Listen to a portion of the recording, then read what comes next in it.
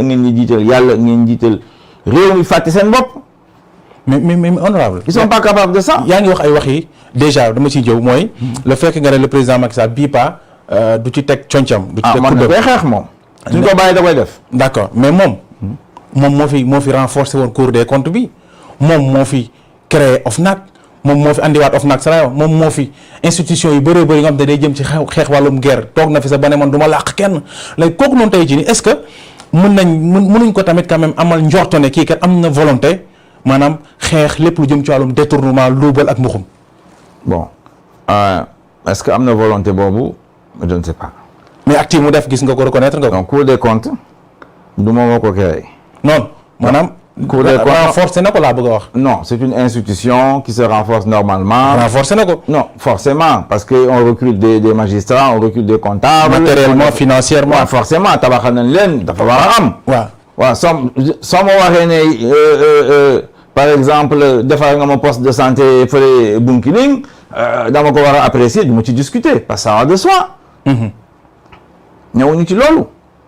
ça va de soi que Bunkiling dafa war a am poste de santé wala leneen ñëwuñu ci loolu ça va de soi Sénégal day dox y a un minimum. donc Cour des comptes dafa war a dox institution de la République ci constitution bi kon dëggal boobu nga teg ko foofu andi na fi OFNAC. waaw c'est clair andi na fi déclaration de patrimoine. waaw ñaar yooyu la fi andi. loolu ci ko bëgg lu leer da ko moo koy def foog naa wala. xaw ma ndax dafa bëgg lu leer wala pression sociale bu mu ñëwee au pouvoir dans le M23 Benno Siggil Sénégal ñun ñoo fi newoon di ko animé di wax ne c'était les principaux problèmes qui avaient dans ce pays moo taxaw mu waxoon gouvernance vertueuse et sobre. sobre et vertueuse. ñun ñëpp ànd ak moom signé gouvernance charte de gouvernance démocratique des assises nationales. donc situation boobu la jëlee pouvoir bi fii ci Sénégal andi na fi OFNAC effectivement voté nañu fa OFNAC Assemblée nationale mais OFNAC je suis désolé mais en dehors des rapports ñuy def di ko déposer il y a aucun acte concret. Ah bon? La lutte contre la corruption aujourd'hui au Sénégal les spécialistes yi nee nañu au moins 2% du PIB xam nga loolu ñaata la c'est presque 400 milliards de francs CFA qui sont détournés dans ce pays. les flux financiers illicites mooy xaalis bu ñuy luubal di ko génnee bitim réew. ot ci boppam moo ko wax ministre de Macky Sall xaritu Macky Sall taalibe Macky Sall moo ne am na fii ci Sénégal il faut lutter contre les flux financiers illicites c'est presque 200 à 300 milliards de francs CFA par an mi ngi fii ci Sénégal. loolu moom mi ngi le Macky Sall xam na ko. Amadou Ba xam na ko.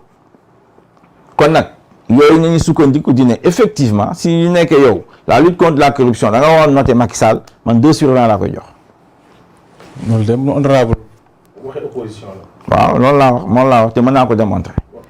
mën nañ dugg ci affaire Petro-Tim soo buggee. naka la demee mën nañ yooyu nañ fi donc vraiment yooyu donc non rombuñu ko kat parce que l'affaire est en justice même suñ ko bloqué. voilà donc loolu laa la bëgg a wax man 2/20 laa koy jox ci mbir boobu encore que nee naa la le plus important pour moi fondamentalement mooy la question de l'emploi des jeunes. man ci loolu lay discuter. loolu laay wax. comment faire pour que le Sénégal soit à un autre niveau en termes d'emploi des jeunes. En termes d'économie loolu la ñuy woowee émergence. ci loolu lay discuter sur le plan politique. ci loolu laa leen di woo. ñemewuñu ko nag waaw parce que nag ñemewuñu ko. d'accord mais loolu bëggoon naa aussi foofu tamit nga démontrer ma su ma ko waree noter laa koy yow say note nga yor instant fi di noter rek. ñoom ñoo bëgg a nekk amul ba nee na je veux être mooy il est bon élève du Fonds monétaire international élève dañ koy noter. d'accord mais bëggoon naa nga démontrer ma honorable ban responsabilité wala Macky Sall nan la taqee ci luubal gii nga xam te ne nii yéen ngeen dëppee ngeen ko luubal ci koppar yi parce que déjà sax war nañ mën a am présomption d'innocence par rapport ak li nga xam te ne am na ndax mën nañ jàpp ne ba léegi nii effectivement nekkul ne ñoom dañu luubal ndax yoon jàppagul kenn ci ñoom ne dafa luubal mais Macky Sall déjà nan la taqee ci luubal googu ndax déjà on nous dit que c'est des DAGE ñi jóge nañ fële nañ ministres yi la Macky Sall moom lan mooy yoonam ci koppar yi nga xam te ne nii jël nañ ko. est-ce que à l'époque amoon na premier ministre. non. moo ko supprimé. bien sûr. laajul kenn tàgguwul kenn. dafa yeewu suba annoncé ko. ne ay ministre premier ministre dañ koy tardé ci liggéeyam. fast track la bëggoon dafa bëggoon mu gaaw. dañ koy tardé ci liggéeyam loolu la. loolu la fast track bu impressionné nit yi ak un mot anglais que personne ne comprend te moomu ko sax. donc. honorable daal. non si waa Banque mondiale ñooy wax loolu waaye c'est les institutions ñooy wax fast track quand un pays en conflit là jógee ci conflit ñu gaaw procédure tëb ay étapes pour mën ko lebal xaalis fa la jógee.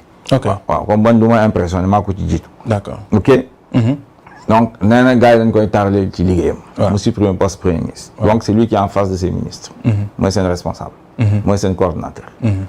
ministre yeeg daaj yi mburoog soow lañu. waaw fi Sénégal noonu lay demee mburoog soow lañu.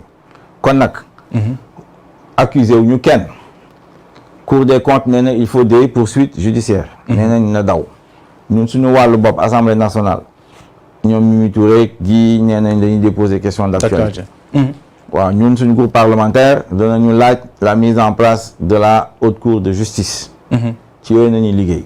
loolu mooy suñu wareef en tant qu'assemblée nationale pour contrôler l'action du gouvernement fan nañu toll ngeen ne duñ ci wax danañ ci wax danañu manifester waaw danañ def ay réunions publiques danañ def ay pétitions concert de casseroles ay klaxons yëpp danañ ko def parce que affaire bi c'est extrêmement grave il faut que justice soit rendue il faut que cette question soit clarifiée waaw duñ ci dellu ginnaaw nag. loolu moom dama bëgg mu leer naan. wax ñu ne diw la waaw mais le gouvernement est responsable et Macky Sall politiquement c'est évident. d'accord wax nga léegi ngir manifester ko sumb ngeen ay plan d'action bokk na ci concert de casserole loolu du sa initiative yow. waaw initiative Ousmane Sonko ak waa Yewwi Askan Wi. seen initiative boobu yow pare nga pour adhérer ci. je suis solidaire waaw mais du sama initiative mais je suis solidaire avec. pare nga ci pour ànd ci. je suis solidaire waaw. moom léegi yooyu am moo ci problème parce que de toute façon c'est des formes de lutte. non c'est honorable yow kilifa nga. ci réew mi. te ku ñu jox cër nga aussi. waaw yaakaar naa ko de. non effectivement loolu moo am. war ngeen ko war a def waaw. donc yow est-ce que war nañ la dégg ci yenn yi tamit honorable. dégg ci lan. ci ay concert de casserole. xam nga quel est le problème. mooy Macky Sall moom moo. woyofal moom moo suñu institution yi joxuleen gëdd bu ñu war a am moom ci boppam en réalité Macky gëmul institution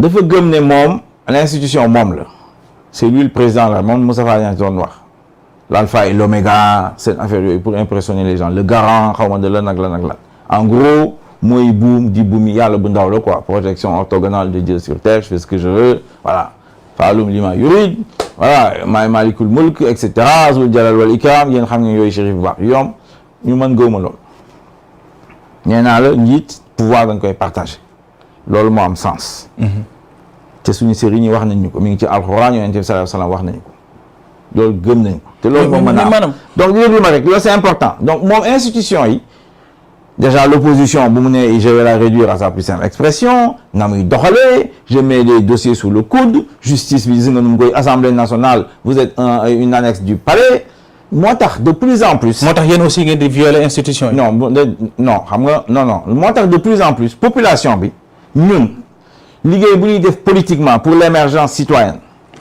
liggéey bu ñuy def politiquement pour les priorités institutionnelles ñun waa tekki. di ko développer depuis des années liggéey boobu day jafe parce que jeunes yi dañuy wax mais ñii mais institution yi faale wu ñu leen jox ñu ñuy faale institution. daa nga dégg donc loolu moom moo ko andi moom ak waa Benno Bokk Yaakaar ak ñoom waa APR. donc léegi les formes de lutte sont multiples. effectivement suñu waxee dañ fi manifester mu ne kenn du manifester jàpp leen tëj leen gazer leen loolu moo fi nekk.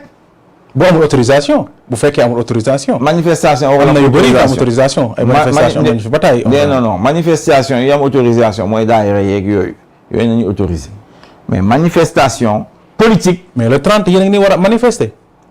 30 c'est la société civile. qui a manifesté voilà c'est la société civile. waaw ñoom la donc am na ay manifestation mais manifestation yu opposition yi di organiser dalee d'abord ñun waruñoo laajte autorisation xam nga ko droit d'information kese la ñu am. waaw. mais moom taxaw na ne kenn du fi manifester donc gis nañ ko ci élection yi répression yeeg yooyu et cetera situation boobu nag ren dégg nga maam loolu mooy andi ces formes de lutte là donc concert de casserole ba su ko xale yi defee eh bien tant mieux concert de klaxon tant mieux. yow da ngay jël sa casserole jour ba. waaw su boobu nga ñëw nga xool sama kër lu may. non dama bëgg a xam parce que dama leen je suis solidaire loolu laa la wax. vous êtes solidaire mais est-ce que Boubacar maanaam sax docteur Mamadou Lamine Diallo. mooy Mamadou Lamine Diallo docteur c'est pour les médecins. d'accord honorable Mamadou Lamine Diallo est-ce que yow mën nañ xaar parce que aussi c'est que li déranger nit ñi mooy heure bi nga xam te ni taamu nañ ko parce que 20h discours à la nation discours du chef de l'État muy def discours à la nation. mu nekk lu nga xam te ni nii honorable président yi fi jaar yëpp def nañ ko. Senghor Abdou Diouf Abdoulaye Wade ba ci Macky Sall mi te mosut am benn entrave. gars yi ko saboteel. non mais ñoom ñu koy saboteel mais honorable aussi moo ko liggéey. honorable lu tax loolu aussi. moo ko liggéey xam nga Macky su taxawoon fu mu waroon taxaw. kon tey cër bu mag lañ koy jox. su taxawoon moom fu mu waroon taxaw. ne 7 ans yooyu daf koy andi 5 ans. dinañ ci wax. non kooku romb nañ ko. ñun ñu ngi foon ci biir débat bi dinañ ci wax incha allah. 7 ans wala 5 ans yooyu donc cëram boobu. moom moo ko jël sànni ko. n'est-ce pas. fu mu waroon taxaw fa. ces discours à la nation là sont pauvres. Oui, 10 minutes lay dire 15 minutes. J'ai fait des réalisations, j'ai fait des routes. J'ai fait des poulaillers, j'ai fait des je sais pas quoi. Bon, voilà. Poulailler aussi honorable. Ça n'a rien aussi. Non, respecter l'institution aussi. Parce que le président de la République a toog fii def ay poulailler aussi. Macky Sall dina toog si téléphone. C'est une réalisation. Yooyu ngay dégg ay réalisé fii. Ay infrastructure yi ñuy def lu ci mel ne ay tali lu ci mel ne ay hôpitaux loolu ñi koy jëriñoo tey xam nañu njëriñ aussi. Soxal ñu seetaan ko. C'est un moment solennel. Ouais. Qui n'est pas dans la Constitution. C'est une pratique. Ouais. Fin d'année, wow. LOL. De temps en temps d'ailleurs, mais en 4 avril, bon, voilà, le président s'adresse à la nation. Nous disons déglou, parce que moi, c'est la principale institution, c'est la principale institution du pays. Voilà. On l'écoute, donc on attend. Si nous avons l'unité de disons déglou, effectivement, c'est important pour la nation. Mais force est de constater, honnêtement, depuis qu'il est au pouvoir, man musima si gis benn adresse de Macky Sall boo xam ne. parce que bëgg ko gis honorable. dégguma ko. parce que bëgg ko dégg sax léegi nag su nekkee xale yi ne dañoo dañoo tay xale yi ñu ngi xaar ci moom ne moom warul am 3e candidature muy laam-laame ñu wax oui et non non et oui vert et jaune jaune et vert bon xale yi nag lu leen neex def xayrun. mais léegi li ma bëggoon nga tontu ma question directe la s'il vous plaît.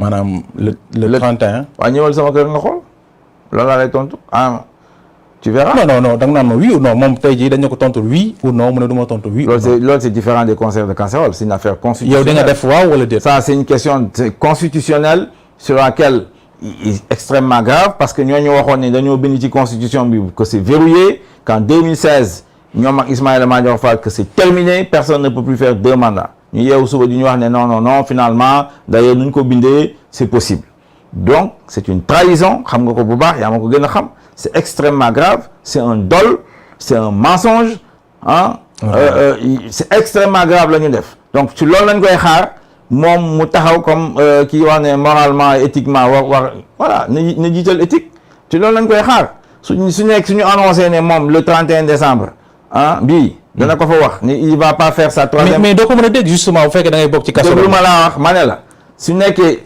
3e candidature bi il va nous annoncer qu'il va renoncer à sa 3e candidature kon on va renoncer à notre concert de casserole. d'accord léegi waaw man maa wax loolu. dana wax ne comme Sonko ne comme Macky Sall jël na engagement boobu ne 31 décembre à minuit. ou pardon à 20h dinañu annoncer ne moom du n'est pas candidat à l'élection présidentielle 2024 su boobaa xale yi tamit du ñu def seen concert de casserole. naa ci waxtaan ak ñoom te yaakaar nañ mu dégg. d'accord justement par rapport à waxtaan ak ñoom boobu nga wax parce que depuis un certain temps dañu nemmeeku que ne am na benn manière bu nga xam te ne ñu ngi ko defee politique fii ci Sénégal ba yenn ci institution wala lenn lu nga xam te dafa sacré woon fii ci réew mi dafa dem ba léegi dañ koy banaliser joxatuñ ko benn cër wala gëdd gañ ko joxoon. loolu aussi est-ce que Sénégal war na dem ba toll foofu noonu honorable. non man jàpp ma wax naa tontu naa la j'ai dit l'Afrique son problème c'est les institutions. 96 laa ko bind il y a 25 ans. non maanaam ay yuuxu ay président fëgg ay casserole président. et tout ça loolu laa la wax loolu laa bëgg wax te aussi si initiative yi muy jógee souvent. ñooñu noonu muy jógee yéen da ngeen di topp à chaque fois seen ginnaaw. non yooyu conséquences lu ñu yóotu rek ngeen jàppale leen ci. Ousmane Sonko moom moo initié loolu tey jii yow yaa ngi ci donte ne am na koo xam te nii yéen a bokk benn coalition muy Bara Cheikh Abdou Mbacké Bara Dolly nee na loolu yi fi xale la du ci bokk. waaw affaire am la de toute façon bon man amoo lu may commentaire ci loolu voilà donc mais man je suis solidaire avec ça concert de casserole moo daa leen Pinochet le dictateur Pinochet au Chili c'est une forme de lutte femmes yi ñoo ko doon def foofu dictature bu soxor la woon des milliers de morts dañ doon tëj nit yi ci stade yi loolu soo leen ko xamulee ngeen xam ko forme de lutte politique la loolu dara newu ci forme de lutte politique bu ñu ko defoon avant pendant les mois passés il y avait aucun problème ici leen ngeen fi bëggoon ani problème parce que ça correspond au discours du chef de l'État loolu mooy seen problème nee naa su bañee conseil yi am na wax ne moom du sera pas candidat c'est tout ñu avancé. kañ la koy wax. mais ils ont les moyens de dire ça non d'ici vendredi que le président va dire ça. nga dégg le président Macky Sall ne kenn du ko dicter calendrier am kenn du ko dicter agenda am. loolu mooy kan toog fii kenn du ko naan ko kenn du ko dicter mooy kan bay kenn duñ ko am na ñu koy dicter buñ mu waxee dafa am ñu ko koy dicter dafa mu àddina bi moomu ko. mais mooy le président mooy sa président. mais bien sûr c'est mon président moo tax bu ma wooyee ma wuyu ji ko assemblée ci président de la République dem naa fa. d'accord je l'appelle monsieur le président de la République su ma dajee moom damay jóg nuyu ko. d'accord waaw bien qu'il considère que ñun ay nilaar nañu bien qu'il considère que assemblée nous sommes des annexes du palais mais terewul man jox naa ko ci président de la République et je veux qu'il exige que lui qui respecte la constitution. d'accord loolu laa bëgg loolu laa xaar ci moom. d'accord te mu bàyyi wax ne il veut réduire l'opposition à sa plus simple expression. d'accord léegi dañuy dugg assemblée nationale ci loolu. dañuy dugg assemblée nationale ah. waaw assemblée nationale gis nañ ni quand même comme ni nga ko waxee léegi bëggoo ay députés yoo xam te ne nii dañ fay nekk rek di tàccu le président Macky Sall wala ay réalisation président Macky Sall mais aussi gis nañ fi assemblée nationale ay députés yoo xam te ne aussi ñoom tamit même lu fekkee lu baax ñëw na ci assemblée nationale sax dañuy débarquer wu complètement ci loolu duñ ci ànd alors lan moo war a nekk tey jii rôle député député ci pencum ndaw réewam. merci beaucoup jërëjëf député lu am solo la. maa ngi doon jël benn exemple di wax ne am na ñu sa wax ne c'est trop dur mais ñu wax rek ne circonstance mën na créer wu. un député peut devenir président de la République. N'importe lequel député. noonu la yëf yi tëddee parce que président assemblée moo koy remplacer vice-président ainsi de suite et cetera. donc député lu am solo la ci réew. député foog député yi xam ko surtout waa Benno Bokk Yaakaar ñoo xam ne jàng xam nga daara Macky Sall soo fa nekkee doo jàng lu bari député du député de terroir. ñàkk a jàng moom député yëpp la député Macky Sall ak député. ñun suñu député yi waxuñu leen loolu. bu dee des députés de terroir da ngeen fi war a nekk Bunkiling wala Sédhiou wala Matam wala Kanel wala Saraya di wax ne à Saraya ou tel village piste bi baaxul dañoo soxla maanaam école ça c'est 5% du travail du député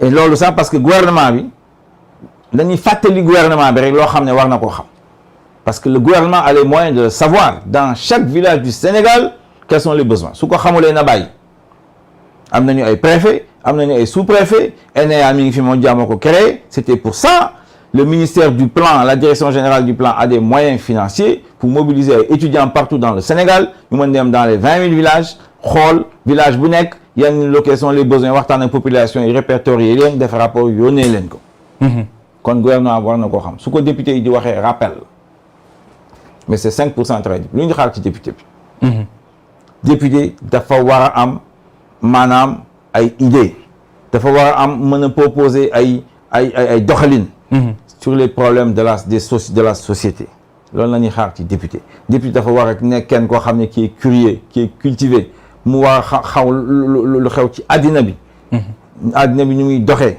c'est ça le député c'est quelque chose d'extrêmement important c'est-à-dire un homme cultivé ou une femme cultivée mën a proposer ay solutions à des problèmes de société loolu la ñuy xaar ci député bi loolu moo tax ñu organiser assemblée nationale de telle sorte que courants sociaux yu nekk ci biir société bi courants philosophiques yi les doctrines ñun par exemple les responsabilistes ñu mën a dajeeg les libéraux ou les socialistes ou la gauche ak ou les conservateurs ou les je ne sais pas quoi ñu mën a daje assemblée nationale di discuter des problèmes de société ku ci nekk ak yow ban angle nga ko gisee ak looy jiital yan valeur eh bien dégg nga c'est ça l'Assemblée nationale donc député yu mel noonu ñoo fa war a taxaw dañu war a organiser les élections législatives au Sénégal de telle sorte que sénégalais ñu mel noonu góor jigéen mën a dajee biir Assemblée nationale di débattre de ces questions. D'accord. C'est ça le rôle du député. Ensuite troisièmement eh bien dégg nga suñu waxee mais par exemple tali bi Goudiri Tambacounda inauguré na ko eh bien ñu dem mën a xool foofu ndax tali bi la ñu wax lañ fa def ndax la couche de base elle est en latérite ou bien c'est du basalte et cetera yooyu député war naa mën a def contrôle bi mel noonu ak yeneen ay hôpitaux yoo xam ne da nga yeewu suba ñu ne xale yi dee nañu bi mel noonu et cetera donc c'est ça le travail du député c'est extrêmement important dañ ko war a gëddal dañ ko war a jox doole fii ci Sénégal fii ci dans tous les pays africains parce que c'est ça la voie demain qui va permettre que ministre bi suy liggéey président du liggéey dina am naa samay nawle député ils peuvent être ministres comme moi